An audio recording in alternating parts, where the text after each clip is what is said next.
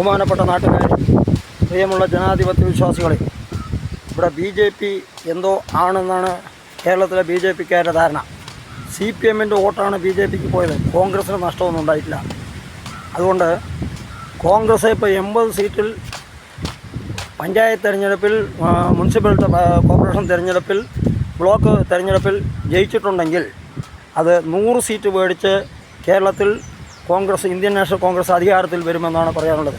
UDF സഖ്യം എന്ന് പറഞ്ഞാൽ BJP എല്ലാം വാഗ്ദാനങ്ങൾ നൽകി, പൊള്ളയായ വാഗ്ദാനങ്ങൾ നൽകി ജനങ്ങളെ പറ്റിക്കുകയാണ് ചെയ്യുന്നത്. CPM തന്നെ ചെയ്തുകൊണ്ടിരിക്കുക എന്ന് പിന്നെ 2015 ഉമ്മൻചാണ്ടി ഭരിച്ച് ഇറങ്ങുന്ന, മൻമോഹൻ സിംഗ് ഇറങ്ങുന്നവരെ ഇവിടെ കാർഷിക കടങ്ങൾ 72,000 കോടി കോൺഗ്രസ് സർക്കാരാണ് കൊണ്ടുവന്നത്, എഴുതിത്തള്ളിയത്.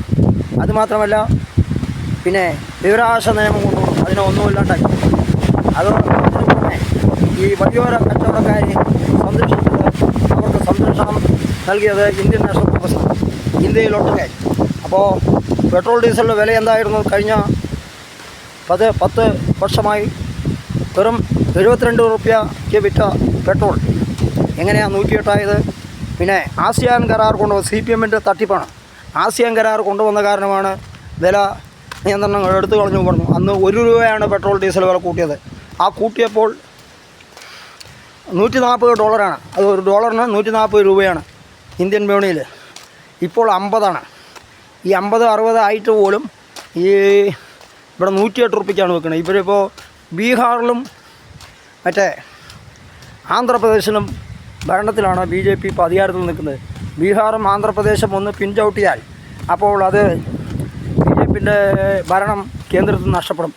ഇപ്പോൾ ഇന്ത്യൻ നാഷണൽ കോൺഗ്രസ്സിന് വോട്ട് ചെയ്യും, പക്ഷേ ആർക്ക് വോട്ട് ചെയ്താലും അത് BJPക്കാണ്. BJPയുടെ താമരയിലാണ് വീഴുന്നത്. അതുമാത്രമല്ല, കള്ള വോട്ടുകളും മറ്റുള്ളതും ചെയ്താണ് ഇവർ അധികാരത്തിൽ വരുന്നത്.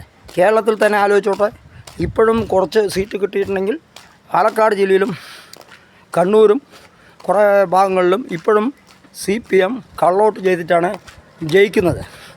അപ്പോൾ അതിൽ തന്നെ ഉദാഹരണം 100 വോട്ടോളം ഓരോ ബൂത്തുകളിൽ കയറി ഓപ്പൺ വോട്ട് ചെയ്ത് കണ്ണ് കാണുന്നവരെയും കാണാത്തവരെയും ഓപ്പൺ വോട്ട് ചെയ്ത്, സത്യത്തിൽ വികലാംഗ സർട്ടിഫിക്കറ്റ് കൊണ്ടുവന്നിട്ട് വേണം ഓപ്പൺ വോട്ട് ചെയ്യിപ്പിക്കാൻ.